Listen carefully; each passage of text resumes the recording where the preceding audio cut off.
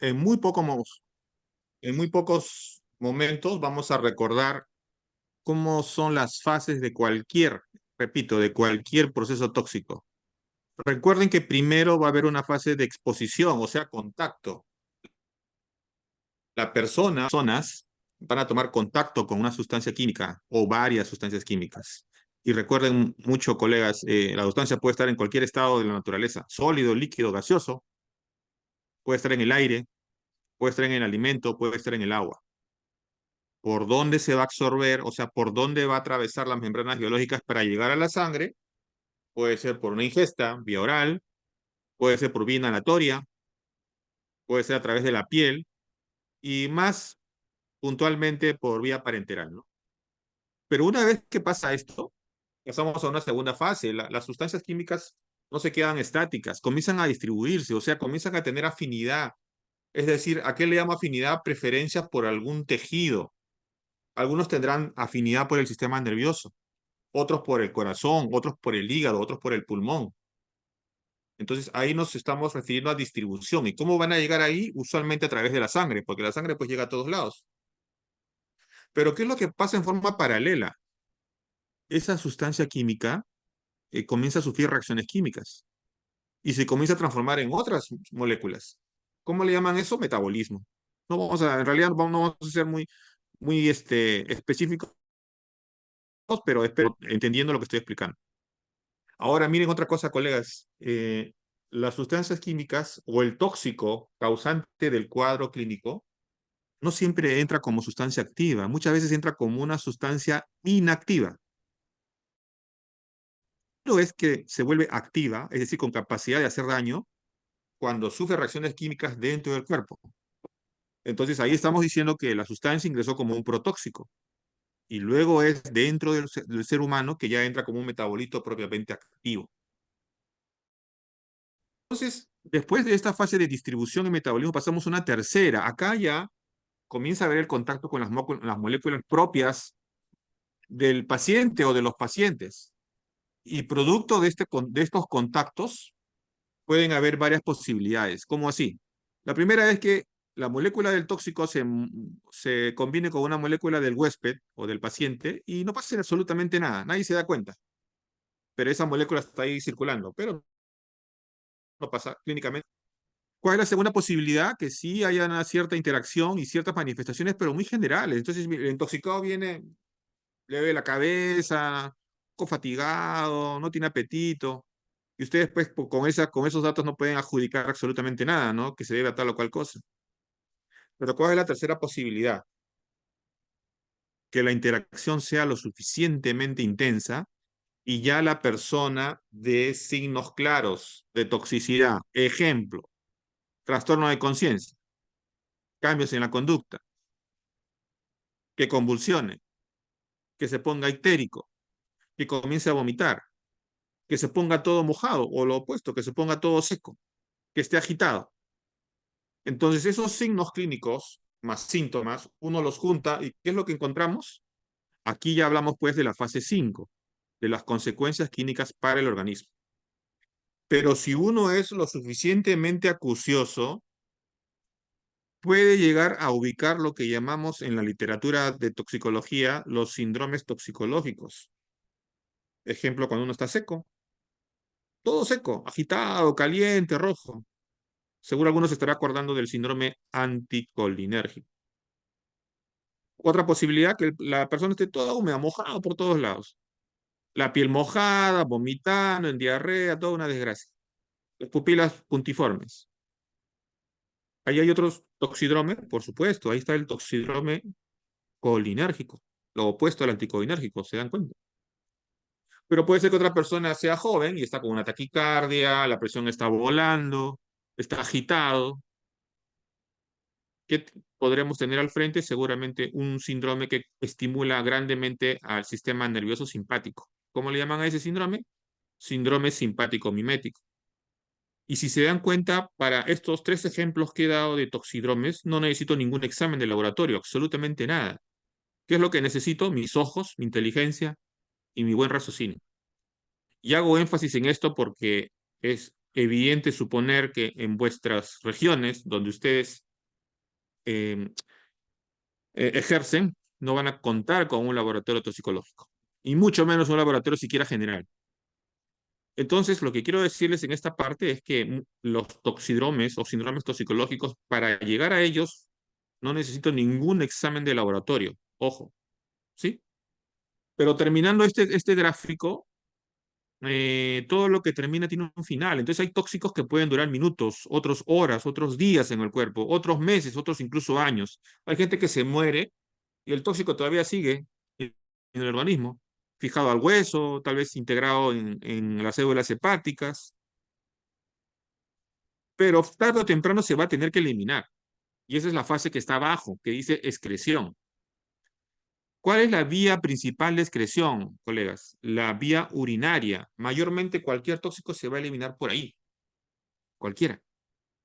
Pero hay otras vías, la vía digestiva, el sudor. Para una mujer que está dando de lactar, la leche materna es una vía de excreción también. El aliento. Por eso es que la gente que toma licor luego se le percibe el aliento porque el alcohol está saliendo por ahí, ¿no? ¿Se dan cuenta? Pero principalmente, no olvidar que la vía urinaria es la principal. Si ustedes se acuerdan de este gráfico, todo lo que viene debería ser más claro en comprender. Entonces, ¿cuál es la situación más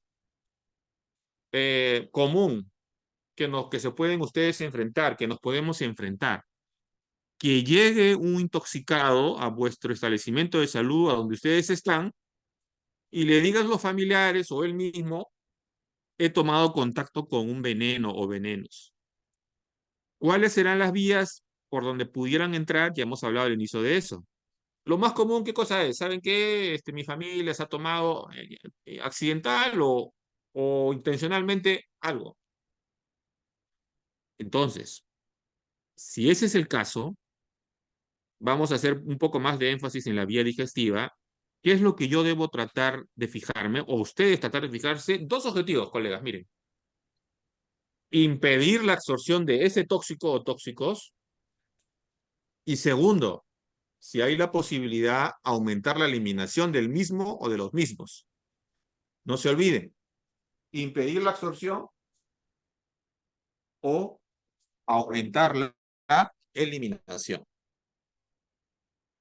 Si el objetivo es impedir la absorción, históricamente hemos contado con 5 técnicas. La emesis, que de plano les digo que ya está en desuso, no se debe utilizar. El lavado gástrico, que tiene sus bemoles. Y luego las otras técnicas que aún están vigentes, como se los voy a explicar. El carbono activado, los catárticos, la regulación intestinal total. ¿En qué consistía? Digo consistía porque ya no se usa. El emesis era pues inducir el vómito de la persona. Se le daba un jarabe de Ipeca hace mucho tiempo y esto pues producía vómito. Dicen que en el segundo intento alrededor del 100% de las personas vomitaban. Sin embargo, por muchos efectos adversos, esto fue ya descontinuado. Producía trastorno de conciencia, daño en el aparato digestivo, trastorno de coagulación, arritmias, en fin, etcétera. Se quedó que ya no se debe utilizar. Y así como acá dice, miren colegas, la emesis es una medida que depende de su eficacia del tiempo, las otras 4 técnicas también dependen del tiempo. ¿A qué me refiero? Pasado los 60 minutos, repito, pasado los 60 minutos, el 97-98% de las sustancias ya fue absorbido. ¿Qué significa absorbido? Que ya llegó a la circulación. Entonces, si llega un paciente a las 3, 4 horas, y ustedes por decir voy a hacer algo, le voy a someter a un lavado gástrico o otra técnica de descontaminación, están perdiendo el tiempo. Esa pérdida de tiempo va en desmedro del paciente. Entonces ya no deberían enfocar su energía en el primer objetivo, porque ya fue, vamos a decirlo así, sino tal vez buscar la segunda. ¿Cuál es el segundo objetivo? ¿Se acuerdan que vimos al comienzo? Ver si hay alguna manera de aumentar la eliminación del tóxico ya absorbido. Entonces, repitiendo, para la gran mayoría de sustancias ingeridas, pasados los 60 minutos, estos ya fueron absorbidos. Ya no hay mucho que hacer. Lo mismo se aplica para el lavado gástrico. Imaginemos que estamos dentro de esa hora de oro. Ya, está bien. ¿Qué es lo que hacemos? ¿Qué es lo que pueden encontrar ustedes en sus establecimientos? Yo entiendo que pudieran tener solución salina o hasta si quieren agua destilada. Tal vez no puedan tener agua bicarbonatada, pero seguramente tienen cloruro de sodio o tienen o suero fisiológico o tienen tal vez agua destilada. Probablemente que sí. Agua bicarbonatada puede que no. Entonces, ¿qué hacemos? Esta zona solamente lo vemos en los libros, ni siquiera en los hospitales, acá en Lima lo tenemos. Es una zona que 36-38 French significa como 1 centímetro de diámetro, nadie la tiene acá en el Perú. Y históricamente, porque esta es la ideal, entre comillas, porque tiene, miren, varios agujeros en la parte distal, como pueden ver ahí, tiene una entrada como un embudo, entonces por ahí ustedes colocaban la infusión de, por ejemplo, el suero salino y lo administraban al paciente. Si alguien me preguntara, ¿y cuánto hay que dar? ¿Saben cuánto hay que dar? No se hagan bolas. 10 centímetros por kilo. Imaginemos, la persona pesa 70 kilos. ¿Cuánto tendría que infundirle? 70 por 10, ¿cuánto es? 700, así es. Le paso 700 centímetros y luego eso busco recuperar. Pero ¿cómo lo debo poner a la persona? En decúbito lateral izquierdo. ¿Por qué? Alguien pregunta, algún acucioso, ¿pero por qué? Porque está probado que en esa postura el riesgo de aspiración como parte del procedimiento, como complicación, es menor que si lo ponen en otra posición. ¿Y por qué está comprobado de que pasada la hora ya casi no se puede hacer nada en cuanto a recuperar lo que se ha ingerido? Porque miren, ya hace muchos años han hecho estudios con sustancias radioactivas y miren lo que hicieron. Hubo voluntarios que tomaban voluntariamente sustancias radiomarcadas. A los 5 minutos, ¿cuánto se podía recuperar? El 90%. O sea, 10% ya se había absorbido. A los 10 minutos, a los 10 minutos había un grupo de personas que ya había absorbido, ¿cuánto? 55%. ¿Y cuánto se había absorbido? 45%. Y a los 20 minutos, miren, hay gente que solamente, ¿cuánto se podía recuperar? 30%. ¿Qué significa? Que el 70% ya había sido absorbido. Entonces, imagínense lo que se va a poder recuperar a los 60 minutos. Por eso, no olvidemos, colegas, que a los 60 minutos prácticamente ya no pueden recuperar lo que se ha ingerido. Sin embargo, en algunos hospitales, y ni siquiera todos, pueden contar con el carbón activado. Yo entiendo que en vuestras latitudes va a ser complicado conseguirlo. Pero los que lo tuvieran, miren, es un polvito, así como lo ven, que se mezcla con alguna sustancia líquida. Puede ser agua destilada, puede ser manitol, ¿sí? Y esta solución, miren acá, ¿qué es lo que hace? Se pega al tóxico, impide que se absorba con B de bueno, ese mecanismo se llama absorción con D, así como está escrito, permanece en el tubo digestivo y evita que sea absorbido. Ese es el mecanismo. Pero el carbón activado, su eficacia mayor son con los productos farmacéuticos, con las pastillas, las tabletas, las cápsulas, los comprimidos. Con algunos plaguicidas en forma granulada, por ejemplo, también sirve. Pero para muchas sustancias no sirve. No es que sirva para todo. Ahora, imaginemos que la persona está con trastorno de conciencia. En realidad, salvo que ya hayan protegido la vía aérea y que alguien lo haya hecho, no debería aplicarse ni esta ni otra técnica, porque puede haber complicaciones. Miren, ahí está el carbón activado ya combinado, elaborado, mezclado, y miren cómo lo están aplicando. Si tienen la posibilidad de aplicarlo, se da de 25 a 100 gramos, y en niños a esa dosis por kilo de peso. Igual, es muy raro que después de las 2 horas puedan tener algún beneficio. Pero, ¿saben? Ya les voy diciendo una excepción a esto que les estoy insistiendo a cada rato de que después de la hora ya no se puede hacer mucho. Si el medicamento, que es el protagonista de la intoxicación, es un medicamento de acción prolongada, y últimamente están saliendo varios, ejemplo, el Adaladoros, ejemplo, el Tylenol, ejemplo, de estos productos retard, del long action, varios que se absorben lentamente, esos se pueden recuperar después de la hora. Ese pequeño grupo, ¿comprenden? Otra excepción es la aspirina o el ácido acetil salicílico, un producto muy fácil de conseguir. Dicen que se puede recuperar hasta 2 días después, pero son excepciones muy puntuales.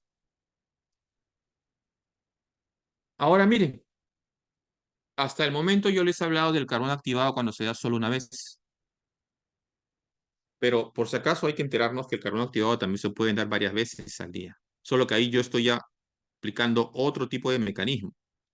Hay algunos medicamentos, si se acordarán de sus estudios de pregrado, que hacen una circulación repetida entre el intestino y el sistema venoso portal. Esa es la circulación entero-hepática. Entonces, esos medicamentos que ustedes ven ahí, carbamazepina, dapsona, fenobarbital, quinina, teofilina, si es el que se ha tomado la persona, puede ser recuperado dando carbón activado varias veces cada 6 horas a esas dosis. Incluso puede que el medicamento ya haya pasado a la sangre y el carbón activado desde la luz intestinal, vamos a decir así, entre comillas, extrae el medicamento que ya está en la sangre y lo regresa al tubo digestivo. Por eso es que se le conoce como dializador gastrointestinal. Escuchen, dializador gastrointestinal. Así también se le conoce al carbón activado. Entonces una molécula muy buena, ¿sí? Pero que solamente se puede contar en algunos establecimientos de salud. Ahora, vayamos pues a nuestra realidad. ¿Qué es lo que más probablemente vamos a tener? Catárticos osmóticos, ejemplo. ¿A qué me estoy refiriendo? Los del segundo grupo que ven acá, citrato de magnesio, hidróxido de magnesio, sulfato de magnesio, seguramente que tienen. Tal vez puedan tener. La famosa leche de magnesia. ¿Cuál es el problema con los catárticos, colega? Que la potencia es poca. ¿Va a tener algún efecto descontaminador? Sí, pero su potencia no es mucha. ¿Saben cuánto más se usa a los catárticos como un método complementario? Como un método complementario. Es decir, combino lavado gástrico más el uso de un catártico. Combino carbón activado más un catártico. Así, como un método complementario, no como un método principal o solo, independiente. Acá están las dosis.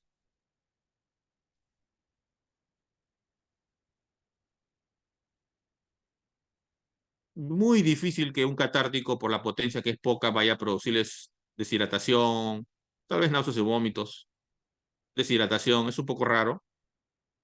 Pero sí, el siguiente método, el polietilenglicol, este sí es un método de descontaminación mucho más potente. ¿Saben dónde está el polietilenglicol, colegas? No sé si alguna vez ustedes han enviado a algún paciente para un estudio colonoscópico, una colonoscopía. Recuerden que estos pacientes requieren ser limpiados del tubo digestivo. Una de las sustancias más populares para la limpieza es el polietilenglicol. Y el polietilenglicol es un glicol. Un glicol no es más que un alcohol con dos grupos OH, nada más. Y tiene la particularidad que no se absorbe. Como no se absorbe, esta sustancia que se va a mantener en el tubo digestivo ejerce un efecto osmótico. Entonces va a jalar agua, va a traer agua a la luz intestinal. Y de esa manera se va a limpiar el tubo digestivo. Entonces la persona comienza a tener una diarrea acuosa, acuosa, acuosa. Ahí sí la persona pierde grandes cantidades de líquido. ¿Y cómo se administra eso? A través de una sonda nasogástrica, a las velocidades que están ustedes observando ahí, y hasta cuándo lo van a dar, hasta que el efluente retal pues salga claro, o hasta que se evidencie la presencia aún del tóxico en el tubo digestivo. Esta sustancia es mucho más efectiva. El problema es que seguramente no la pueden tener, o no la van a tener seguramente, estos sobrecitos. Porque cuando esto le damos a una persona para prepararse, ¿cómo le decimos? ¿Se acuerdan? Son unos sobres, lo dividen en 1 litro de agua, y le dicen a la persona, toma, toma, toma. Así lo hacemos, ¿no? Cuando se van a preparar para una colonoscopia. Pero en este caso lo vamos a dar por sonda nasogástrica, a esas velocidades. Ahora, si alguien me dice y no la tiene, es un problema, porque alguien podría decir, ya está bien, le voy a dar alguna solución, cualquiera, la que tenga yo. Les puede servir, pero deben tener mucho cuidado en el paciente seleccionado, porque si se acuerdan lo que he dicho con esta sustancia, ¿cuál es la propiedad? Que no se absorbe, ¿se acuerdan? Dije, o sea, queda en el tubo digestivo, pero si ustedes le dan, por ejemplo, no sé, cloruro de sodio, el cloruro de sodio se va a absorber muy fácilmente. Y si el paciente involucrado tiene un problema cardíaco crónico o es una persona mayor, pudieran ustedes sobrecargarlo. Seguramente estarán logrando hacer que evacúe un poco más rápido, pero mucho del líquido que le están dando a velocidad elevada, ¿sí? ¿Qué es lo que va a pasar? va a ser absorbido y eso puede congestionar a la persona. Entonces, mucho cuidado con eso, por favor. Efectos adversos, acá sí el polietilenglicol puede dar trastornos gastrointestinales, deshidratar a la persona, ¿sí? Entonces acá sí, mucho cuidado. Entonces, miren, todos los métodos de descontaminación tienen un riesgo. Entonces, nosotros en nuestros establecimientos tenemos que poner en la balanza la ingesta del sea cual sea el tóxico, amerita hacer una técnica de descontaminación. Hay que ver los riesgos y hay que ver los beneficios. Porque si, por ejemplo, es una, no sé, una quinceañera que le engañó su enamorado y pum, se tomó dos pastillas de alprazolam, una benzodiazepina. ¿Valdrá la pena someterlo? No, pues no. Solo esperaremos que despierte. Pero si se tomó 20 tabletas de paracetamol y estamos dentro de la hora, claro que ahí sí amerita, ¿no? Pero recuerden una cosa, las técnicas de descontaminación no se aplican para sustancias ácidas ni básicas, o que son cáusticas, o que son irritantes al tubo digestivo. Porque si yo hago eso, yo voy a provocar más daño que bien. No, está contraindicado. ¿Sí? Entonces hay que tener cuidado con qué tipo de sustancias yo voy a considerar, si es que estoy dentro de la hora, el someterlo a una técnica de descontaminación gastrointestinal. Cuando empecé la exposición yo les había comentado, miren, hay algunos bemoles con el lavado gástrico. ¿A qué me refiero? Se, cada vez, cada 5 años, se está evaluando en los Poison Centers, o sea, en los centros toxicológicos en los Estados Unidos, la eficacia del lavado gástrico. Y cada vez se está viendo de que el lavado gástrico modifica muy poco la evolución final del paciente intoxicado. Entonces, ¿qué está pasando? Cada vez lo están usando menos, el lavado gástrico. Y se están quedando con las otras técnicas. Pudiera ser que de acá a unos años les diga, así como les he dicho al inicio de saque, ¿saben qué? La emesis inducida no se hace, no se utiliza, no se debe hacer. Tal vez les diga de acá a unos años, ¿saben qué, estimada audiencia? El lavado gástrico es una técnica en desuso. Pero por ahora todavía lo utilizamos. Espero estar siendo claro. Ahora, este es el gráfico, lo que yo les estaba diciendo, en que cada vez, conforme pasan las décadas, en los poison centers se está usando cada vez menos el lavado gástrico. Pero por ahora todavía se sigue utilizando. Ahora, antes de pasar a esta segunda parte, que es muy corta, es el otro objetivo. Imaginemos que la persona ya está bien, no se lo tomó la sustancia, pero le cayó al ojo, a los ojos. Y le llega, le dice que le está doliendo los ojos, le está irritando. ¿Qué es lo que tenemos que hacer? ¿Someterlo a qué? A lo que le llamamos irrigación ocular, al lavado de los ojos. Y ahí, si la persona les colabora, si la persona les colabora, basta ponerla debajo de un caño. Díganle, ayúdame a ayudarte, porque si no te lavo los ojos te puedes quedar ciego. Si es adulto, seguramente va a colaborar bastante. Ideal, si tienen el milagro de tener algún anestésico ocular, le ponen una gota en cada ojo y lo someten. No tienen un caño o ya lo están trasladando. ¿Saben hasta qué más pueden usar? Pueden usar hasta una botella de agua mineral. O un lapicero, le hacen un hueco en la tapas, sin abrirla, la compresiona, la aprietan y van a ver cómo el agua mineral va a salir a presión, como un chorro, dependiendo de la fuerza que le impriman. ¿Y a dónde van a administrar esto? Evidentemente, pues a los ojos. ¿Cuánto tiempo? Idealmente de 20 a 30 minutos. ¿Comprenden? Ahora, imaginemos que llegan al establecimiento, transferido al paciente o llevado por la ambulancia de ustedes, que buenamente han podido conseguir, y le dicen en el hospital X, no, no era necesario. ¿Qué es lo que pasó con el paciente? Pues nada, lo único que pasó fue que lo mojaron un poco. Pero pongámonos en el otro escenario. ¿Qué pasó si efectivamente fue necesario? ¿Qué cosa evitaron? Que se quede ciego. Ergo, por favor, nunca dudar de someter a una persona a irrigación ocular si hay la sospecha de contacto con una sustancia química. ¿Está bien?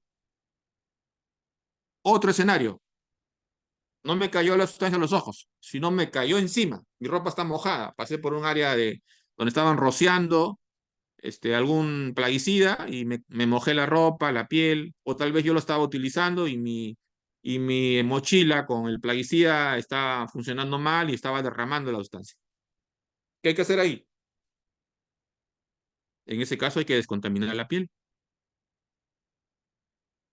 ¿Cómo descontaminamos la piel? Pues el baño. Si la persona tiene la fuerza necesaria, le diré, báñese en este momento. Ahí está la ducha, entre ahí. Pero si está muy débil o vino inconsciente, tendremos nosotros que hacerlo. Pero ¿cómo lo haremos? Tendremos que protegernos con guantes, idealmente con al menos un mandilón, porque si esa sustancia ustedes toman contacto con la piel de ustedes se van a volver en una tercera o cuarta víctima. Y eso no debemos hacer. Primero es nuestra seguridad, estimados colegas.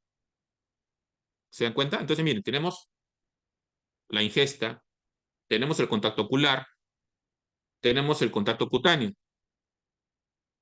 ¿Qué pasa si la persona inhala la sustancia? Ya, está bien, había un gas y la persona estaba por ahí, olió algo raro y después se puso mal. ¿Saben qué pasa ahí? Allí sí ya no hay espacio para la descontaminación. Cuando uno inhala una sustancia, no se puede descontaminar. No pueden, porque la velocidad de absorción es muy rápida. ¿Qué es lo que tienen que asumir? ¿Qué es lo que tienen que asumir? ¿Sí? A ver, la doctora Sandy Velarde, si puede apagar su celular, su micro, por favor. ¿Qué es lo que tienen que asumir? Que todo fue absorbido, que todo fue asumido, que todo fue absorbido. Ojo acá, cuando una persona inhala una sustancia, que hay que asumir que todo fue absorbido. Segundo, que la dosis fue completa, o sea, todo lo que había en el aire, todo fue absorbido. Y potencialmente esa es una intoxicación grave, que no les da tiempo para buscar descontaminar. Lo único que podrían hacer, si ustedes se sienten seguros en hacerlo, es sacarlo a la persona del ambiente. Porque si lo encuentran en un área cerrada y ahí está el gas ahí, el aire contaminado, lo podemos sacar. Pero ojo aquí, si yo entro y no estoy asegurado, o sea, no tengo una máscara, un respirador, pues yo me voy a volver en otra víctima. ¿Comprende? Así que mucho cuidado con eso. Eso sí podría hacerlo, sacarlo de ahí, llevarlo a un área ventilada. Pero antes asegurarme que el área es segura para mí, que la escena es segura para quien va a dar la atención. Entonces, son todos los escenarios. Ahora, volviendo, si se acuerdan, la primera lámina que les puse, nos trazamos dos objetivos. O buscar impedir la absorción, o segundo, si ya fue absorbido, ¿habrá alguna manera de aumentar la eliminación del tóxico o tóxicos? Teóricamente hay muchas posibilidades. Miren ahí, no vamos a hablar de estas, solo quiero que sepan que existe. ¿Qué se puede hacer? Se puede usar quelantes en el caso de metales, se puede enviar al paciente a un lugar donde haya hemodiálisis o alguna de sus variantes, como dice hemodiafiltración, hemoperfusión. Lo puedo llevar a otro lugar donde le pueden someter a plasmaféresis. Hay un grupo pequeño de sustancias de tóxicos en las que si yo modifico el pH de la orina, que normalmente es ácido, y lo vuelvo alcalino, va a salir más rápido por la orina. Entonces, las posibilidades de aumentar la eliminación son varias. O sea, no es que porque ya se absorbió, ya fue el paciente y caballero hay que ponernos a rezar. No, se pueden hacer muchas cosas. Pero tendremos que saber derivar a al lugar adecuado. Como yo les he dicho que la principal vía de eliminación del tóxico es ¿cuál? Dije, la vía urinaria. Si ustedes, si ustedes hidratan en forma agresiva al paciente, ¿a qué le llamo agresivo? No sé, pásale a chorro, ponle 80 centímetros por hora. Mientras lo voy trasladando, van a hacer que su diuresis aumente y con eso están ganando salguito. Porque están aumentando la eliminación partiendo del hecho de que la mayoría de tóxicos se elimina por la orina. ¿Está bien? Entonces hay cosas que se pueden hacer. Entonces, miren, hasta acá que ya está acabando la exposición, yo no he mencionado ninguna técnica de laboratorio. Para empezar, los laboratorios toxicológicos son escasísimos. Y segundo, las pruebas demoran mucho en los resultados. Pero todo lo que he mencionado, identificar al paciente, identificar el toxidrome, lo puedo hacer sin necesidad de algún laboratorio.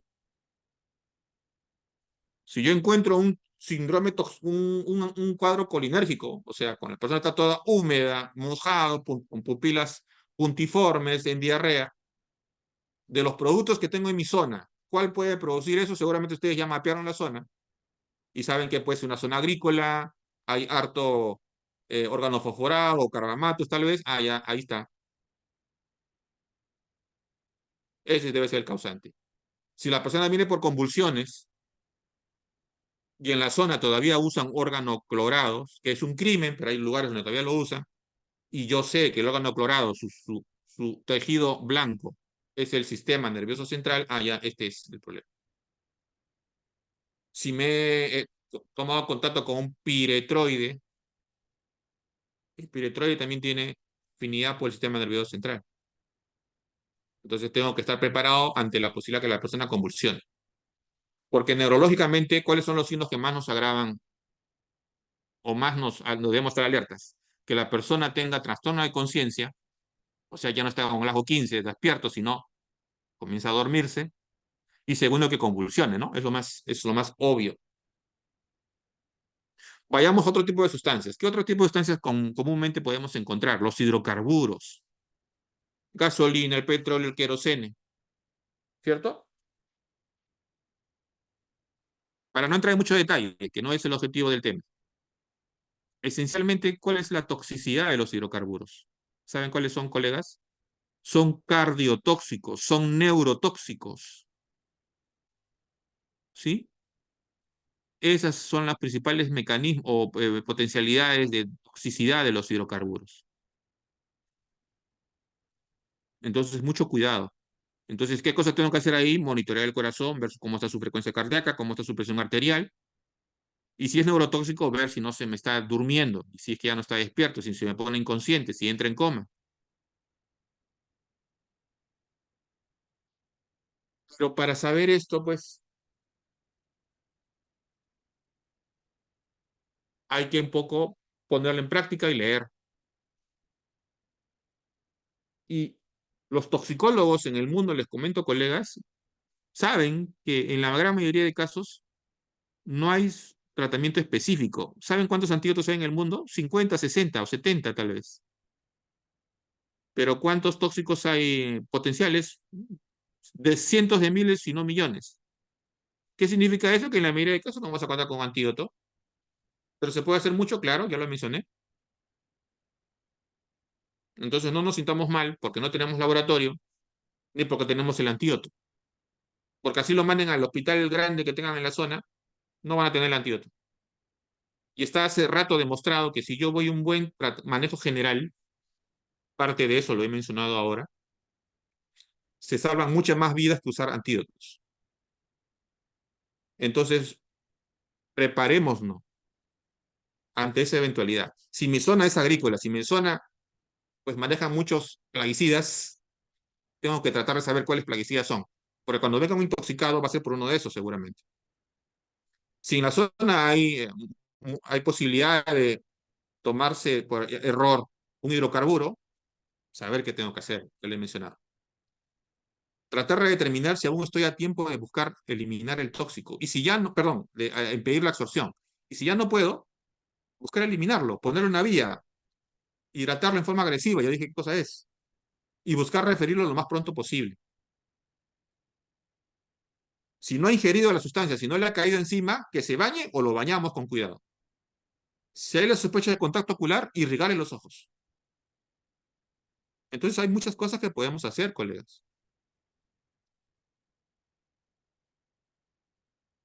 Esto es lo que ya se los he adelantado, ¿no? Las técnicas que hay para buscar eliminar el tóxico, el que fuera. Hay un grupo muy reducido de sustancias que se pueden hemodializar. Ejemplo, un alcohol tóxico, alguien que se tome metanol, ¿no? O alguna de esas fiestas patronales, no sé, en vez de estar tomando licor, su calentito, le metieron un poco de metanol. Ahí pues ese es un paciente potencialmente para llevarlo a un lugar donde haya diálisis, ¿correcto? En el caso de que yo quiera alcalinizar la orina, tendré que saber que hay un grupo muy pequeño de sustancias que si yo alcalinizo la orina, que normalmente es ácida, deberé buscar que la orina del pH esté en 7.5, por lo menos. Y eso hará que se elimine más por la orina que se quede. Estos son otros ejemplos de donde yo podría usar la diálisis. Claro, yo no voy a tener la diálisis en mi establecimiento, es evidente, pero trataré, si es que está en mis manos, derivarlo a un hospital que sí lo tenga. Porque si yo le envío a un hospital, si tengo con la posibilidad de escoger, obviamente, ¿no? Porque si el único hospital que tengo es el único, caballero, pero si tengo para enviar a dos, trataré de enviar al que esté más equipado. Y bueno, colegas, he terminado esta parte, estoy a sus órdenes ante cualquier pregunta. Y muchas gracias por la atención. Muchas gracias, doctor García. Excelente la exposición, verdaderamente muy, muy buena. No sé si los colegas tendrán algunas preguntas. A ver, acá estamos con el doctor García. Chicos, anímense si tienen alguna pregunta.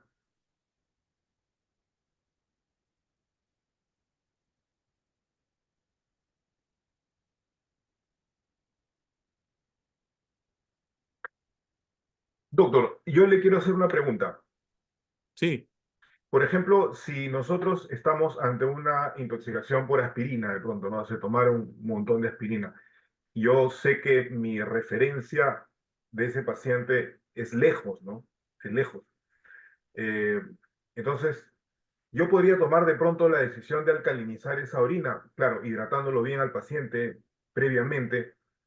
¿Y cómo podría ser el control del pH?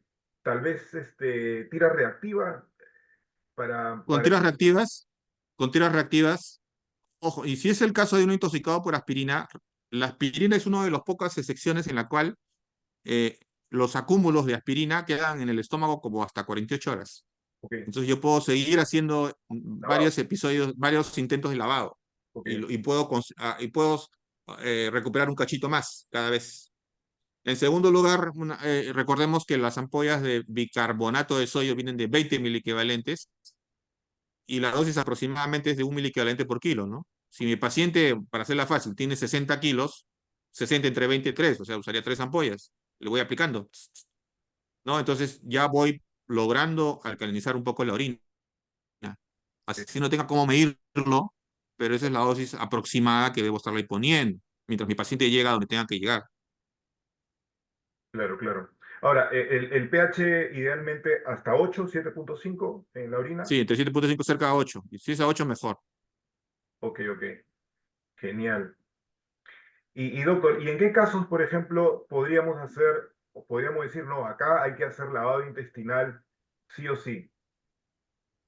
O sea, el grupo ideal para el lavado gastrointestinal es cuando nos topamos con los llamados Burriers, los body packer, cuando está en nuestra zona un transportador de droga en su cuerpo, ¿no? Que se los ha tomado, porque las cápsulas de látex, la forma más efectiva de evacuarlas sin provocar daño a la persona es hacerlo someter a ingesta de polietilenglicol, o sea, los sobres tenía varios nombres, el Corrilax es uno muy conocido, Sí, se diluye en 1 litro de agua, se le da a tomar y la persona va a evacuar. Como somos un país pobre, ¿qué es lo que tenemos a la mano? Usan la policía a veces porque no tienen el otro medicamento, usan pues leche de magnesia, ¿no? Le hacen tomar, tomar, tomar, tomar hasta que evacúan. Y luego se echan a contar las, este, las cápsulas que ha evacuado la persona, ¿no? Sea hombre o mujer.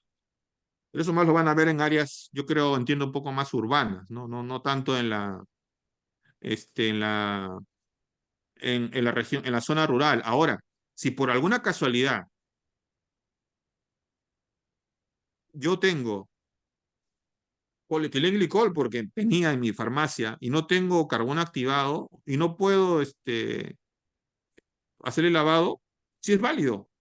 Por si acaso, el polietilenglicol es una técnica mayor, o sea, es tan efectiva como el lavado gástrico. Solo que hay que tener cuidado, ¿qué cosa dije? De la deshidratación, claro. porque lo pueden poner a la persona en shock por falta de volumen. Entonces sí le sirve. La irrigación intestinal total, ahí es el nombre correcto, que se logra con el polietilenglicol, es muy efectivo. Y lo pueden usar para muchas sustancias. Si estoy dentro de la hora, insisto, si estoy dentro de la hora, solo que tengo que tener mucho cuidado en no deshidratarlo tanto que le provoque un shock. ¿Cómo lo prevengo eso? Pues le pongo una vía, ¿no? Ya que lo estoy deshidratando, ¿no? Cloruro de sodio y lo voy checando la presión arterial, el pulso, si no se me está acelerando, es decir, se me está deshidratando. Claro. Doctor, yo recuerdo hace tiempo, eso era en España, que tenían un protocolo de siempre hacer lavado intestinal cuando tenían intoxicación por dos cosas, por fierro y por litio. Bueno, eso estaba escrito en sus protocolos.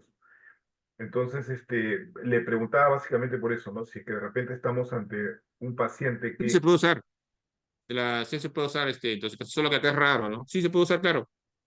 En realidad sí se puede usar. ok, Sí se puede usar para esas sustancias, pero también es una buena alternativa en caso que yo no tuviera, por ejemplo, carbón activado. claro, claro, claro, Sí se puede utilizar porque es una técnica mayor, o sea, con potencia suficiente para actuar por sí sola. En cambio, los catárticos, la leche de magnesia o los parecidos, su potencia es poca, ¿no? Entonces, no, ayuda, pero algo, no es suficiente solo. Acá han preguntado, doctor, dice, ¿el bicarbonato se coloca en bolo o en infusión? Dice. No, en bolo, doctor, doctora. Se puede en bolo, Claro, claro. ningún problema. Y acá dice, en caso de intoxicación de metanol, se puede dar el etanol, pero ¿en qué proporción? Ahí sí Interesante. es un problema. A ver, ojalá sea útil lo que voy a decir. Miren, Escuchen imaginemos que esto, le llegó chicos, un ¿ah? intoxicado por Escuchen esto. metanol. Escuchen, escuchen. Hay dos formas de aplicar el etanol. Si lo voy a usar por vía enteral, o sea, usando una sonda nasogástrica, se debe lograr que la concentración a pasar esté el 20%. Si decido hacerlo por vía endovenosa, la concentración debe estar alrededor del 10%. ¿Cuál es nuestra realidad? Es que no tenemos pues ampollas de alcohol etílico, ¿no? Nadie tiene, ni acá tenemos en Lima. Claro, Entonces, no. ¿qué tenemos que usar? Los preparados que tenemos. ¿Qué es lo que hicimos en los hospitales? Whisky, Como ¿no? acá tenemos alcohol medicinal al 70 o al 96, veamos cuál tenemos y buscamos rebajarlo hasta que se aproxime más o menos a la concentración que quiero. Como más o menos voy a usar por lo general sonda nasogástrica, buscaré que ese alcohol de 70 grados, que es más o menos 70%, no es lo mismo, pero más o menos, rebajarlo con agua destilada, lo combino y busco, mediante una regla de tres, que se acerca al 20%, y eso se lo paso por sonda nasogástrica. Y incluso, ¿qué cosa hacemos? Acá le pedimos a la familia colaboración y nos traiga un ron blanco. Y eso ya antes lo hacíamos más seguido, ahora ya menos. Se acordará el doctor Segura Polayo también. Sí, claro, claro Y que sí. había que hablar, y Sí, había que hablar bonito con la gente, ¿no? claro, Tenemos fotos de eso por ahí, en la que le claro, explicábamos que, aunque parezca raro, ese alcohol que la gente chupa, vamos a decirlo así, claro. sirve como antídoto para bloquear el cambio de metanol a ácido fórmico, porque como les dije al comienzo, algunos tóxicos, y en este es un buen ejemplo, el metanol no es lo que mata a la persona. Lo que mata a la persona son los productos resultantes del metabolismo. Entonces, para yo evitar eso, yo le doy a la persona etanol para que las enzimas propias de la persona se olviden, dejen de transformar el metanol en sus productos resultantes y prefieran metabolizar el etanol que yo le estoy dando. ¿Se entiende, no? Eso es lo que yo debo buscar. Entonces tengo que etilizar a la persona y ponerla ebria, porque las concentraciones son muy altas. Solo por teoría, ¿saben cuánto se debe lograr si pudiéramos medir? Alrededor de 100 miligramos por decilitro en sangre de etanol, para que el cuerpo prefiera metabolizar etanol en vez de metabolizar metanol. ¿Y cuál es la otra medida? Y la definitiva, pues someterlo a diálisis, ¿no? Bien.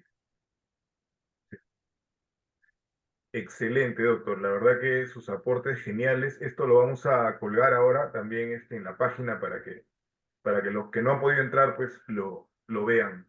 Doctor, ¿y dónde se pueden contactar? ¿Tiene de repente algún Instagram o de repente hay algún curso que también puedan hacer con usted, donde podrían de repente tener noticias de usted, alguna página? Miren, en Facebook estoy como con mi nombre completo, Carlos García Bustamante. Y luego tengo una página web, me estaba olvidando, no sé por qué. Claro, claro. Este, tox- eh, Toxicología Médica del Perú. Y la página web es www.toxmedperú, toxmedperú.com, toxmedperú.com. Es Ahí me pueden hacer preguntas, ¿no? ToxMed, ¿no? Sí, ToxMed.com. como tóxico, Toxmed Perú, no, toxmedperú.com. Ok, toxmedperú.com. Ah, lo voy a escribir por acá, como dice, sí, tiene razón, doctora, disculpe. Sí, escríbalo, doctor. Mejor. Yo lo iba a escribir ahorita, pero de repente me equivoco, doctor. A ver, escríbalo mejor usted, doctor. Claro, para que ahí los chicos entren y puedan conectar. Esa es. Entonces, ahí conéctense, chicos. Esa página hay que seguirla. Bueno, doctor, la verdad que le agradezco por su tiempo, por haber compartido su conocimiento, su experiencia, y agradezco también a los que se han conectado, a los chicos, y bueno, pero esto yo creo que les ha servido un montón. Entonces, ya seguro estaremos coordinando para la próxima semana otras actividades también. Muchas gracias de nuevo, doctor. Ha sido genial su presentación. A ustedes. Muchas gracias, colega, por la atención. Cuídense mucho. Listo. Chau, chau, chau. Gracias.